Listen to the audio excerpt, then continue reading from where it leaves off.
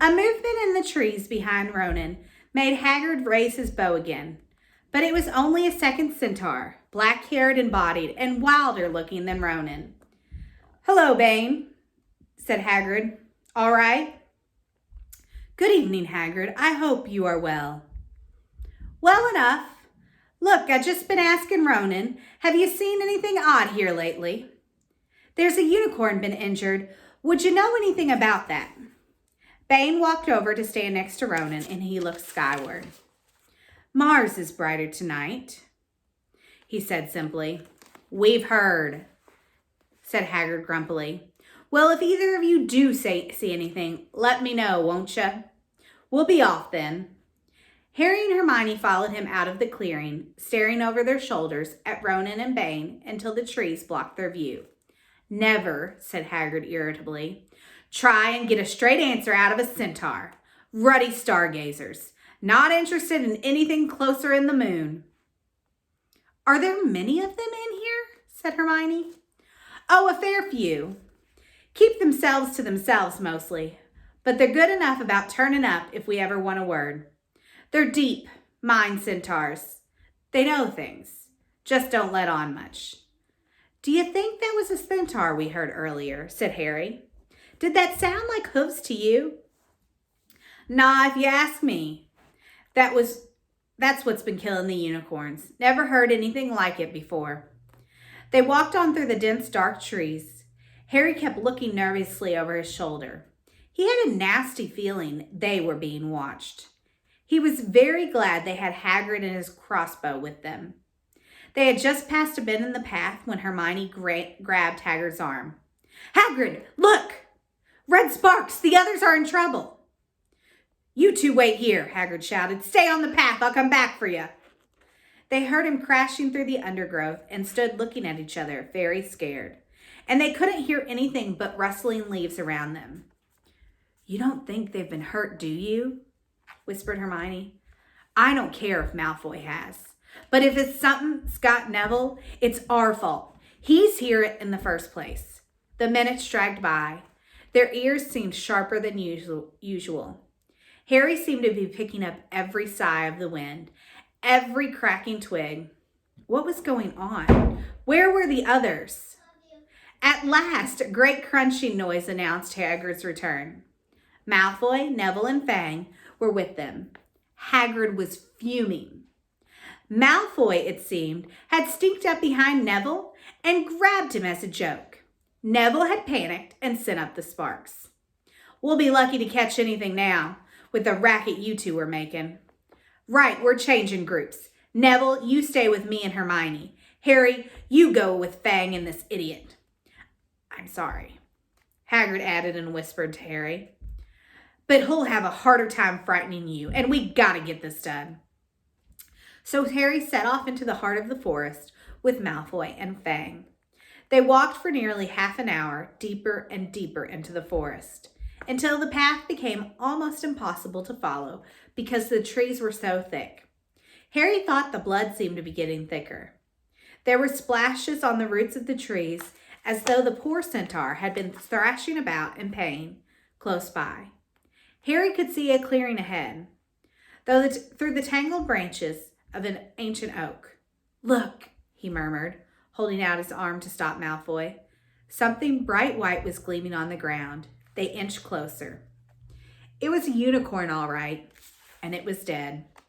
Harry had never seen anything so beautiful and sad. Its long, slender legs were stuck out at an odd angle where it had fallen, and its mane was spread, pearly white on the dark leaves.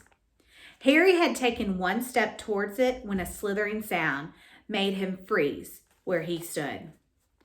A bush at the edge of the clearing quivered, and then out of the shadows, a hooded figure came crawling across the ground like some stalking beast. Harry, Malfoy, and Fang stood transfixed.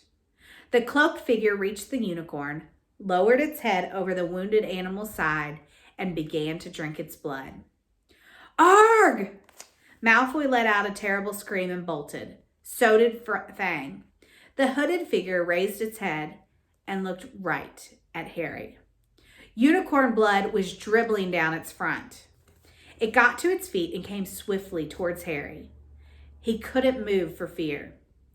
Then a pain like he'd never felt before pierced his head. It was as though his scar were on fire. Half blinded, he staggered backwards. He heard hooves behind him, galloping, and something jumped clean over Harry, charging at the figure. The pain in Harry's head was so bad he fell to his knees. It took a minute or two to pass. When he looked up, the figure had gone. A centaur was standing over him, not Ronan or Bane. This one looked younger. He had white blonde hair and a palmetto body. "Are you all right?" said the centaur, pulling Harry to his feet. "Yes, thank you." "What was that?"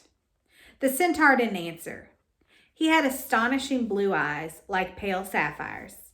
He looked carefully at Harry, his eyes lingering on the scar that stood out, livid, on Harry's forehead. "You are the Potter boy," he said. "You had better get back to Haggard. The forest is not safe at this time, especially for you." "Can you ride? It will be quicker that way." "My name is Fireends," he added, as he lowered himself onto his front legs so that Harry could clamber on his back.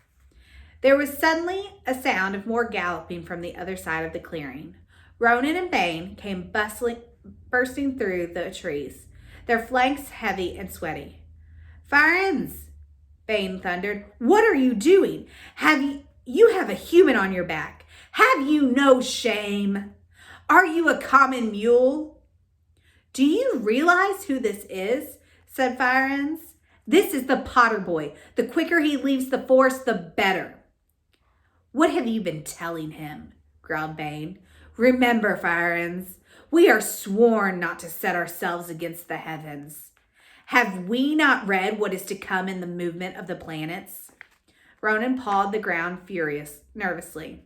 "I'm sure he thought he was acting for the best," he said in a gloomy voice.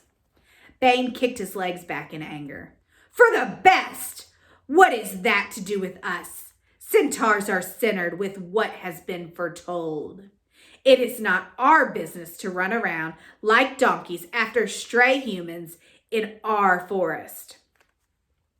Fireends suddenly reared onto his hind legs in anger, so that Harry had to grab onto his shoulders to stay on. "Do you see that unicorn?" Fireends bellowed at Bane.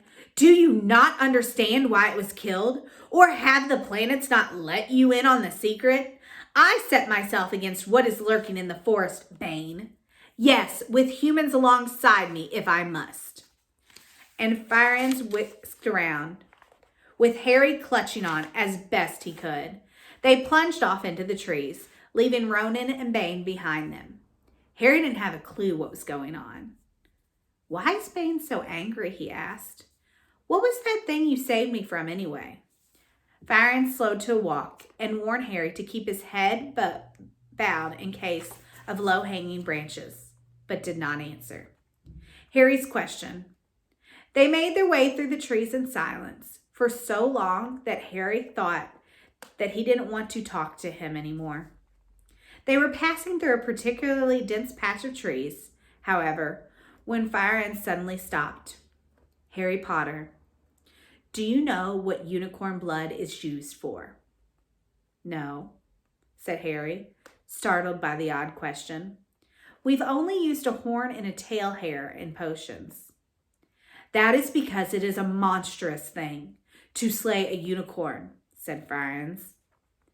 "Only one who has nothing to lose and everything to gain would commit such a crime. The blood of a unicorn will keep you alive, even if you are an inch from death, and at a terrible price.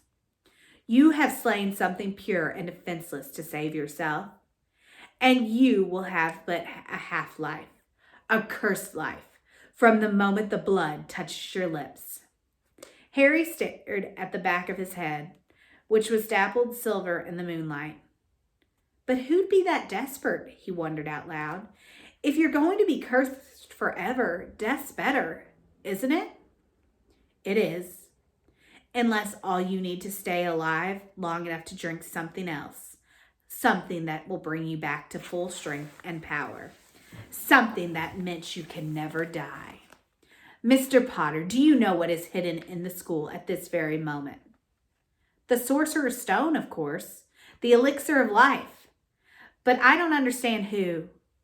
Can you think of nobody who has waited many years to return to power? Who has clung to life, awaiting their chance? It was as though an iron fist had clenched suddenly around Harry's heart. Over the rustling of the trees, he seemed to hear once more what Haggard had told him on the night they had met. Some say he died. Codswallop, in my opinion. Don't know if he had enough human left in him to die. Do you mean? Harry croaked. That was Harry! Harry, are you all right? Hermione was running towards them down the path, Haggard puffing along behind her. I'm fine, said Harry, hardly knowing what he was saying. The unicorn's dead, Haggard. It's in the clearing back there. This is where I leave you, Firenze murmured as Haggard hurried off to examine the unicorn. You are safe now. Harry slid off his back.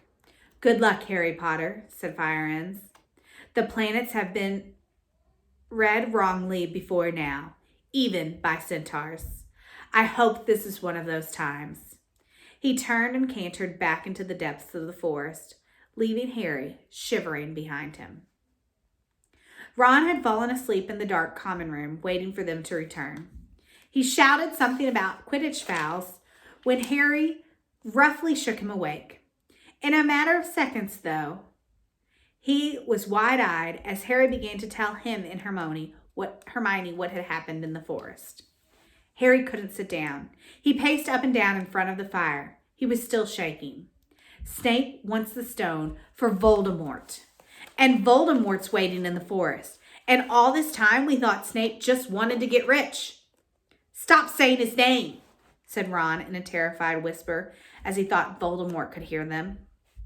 Harry wasn't listening. Firenze saved me, but he shouldn't have done so. Bane was furious. He was talking about interfering with what the planets say is going to happen. They must show that Voldemort's coming back. Bane thinks Firenze should have let Voldemort kill me. I suppose that's written in the stars as well. Will you stop saying his name? Ron hissed. So all I've got to wait for now is Snape to steal the stone. Harry went on feverishly. Then Voldemort will be able to come and finish me off. Well, I suppose Bane will be happy. Hermione looked very frightened, but she had a word of comfort. Harry, everyone says Dumbledore's the only one you know who was ever afraid of. With Dumbledore around, you know who wouldn't touch you. Anyway, who says the centaurs are right? It sounds like fortune-telling to me. And Professor McGonagall says that's a very imprecise branch of magic. The sky has turned light before they stopped talking. They went to bed exhausted, their throats sore, but the night's surprises weren't over. When Harry pulled back his sheets, he found his invisibility cloak, folded neatly underneath them. There was a note pinned to it, just in case. Have a great day, Smyrna Wildcats.